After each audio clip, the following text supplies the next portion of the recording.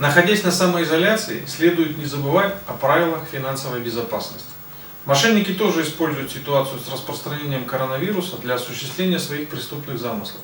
Например, подделывают сайты торговых компаний, интернет-магазинов, аптек и предлагают купить маски, антисептики, витамины и прочие средства защиты от инфекции.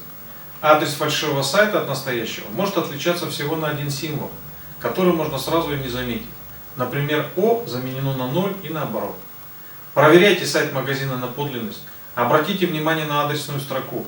Все ли буквы и цифры в названии совпадают с настоящим адресом. На безопасность посещения сайта также указывают латинские буквы HTTPS в названии сайта и значок в виде замка. Чтобы совершать платежи в интернете, имеет смысл завести специальную карту и переводить на нее ровно столько денег, сколько понадобится для оплаты покупки или перевода.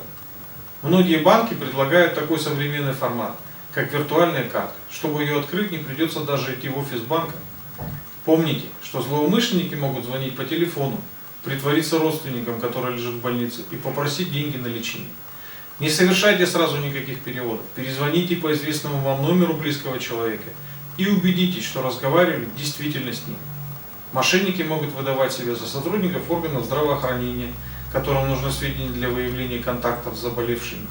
При этом они пытаются завладеть не только персональными данными человека, но и банковскими реквизитами.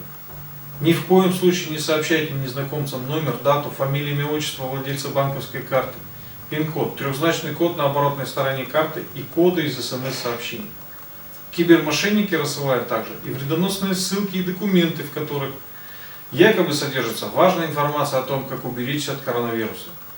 При открытии таких ссылок можно загрузить на свое мобильное устройство вирус, с помощью которого преступники впоследствии могут похитить ваши деньги или конфиденциальную информацию.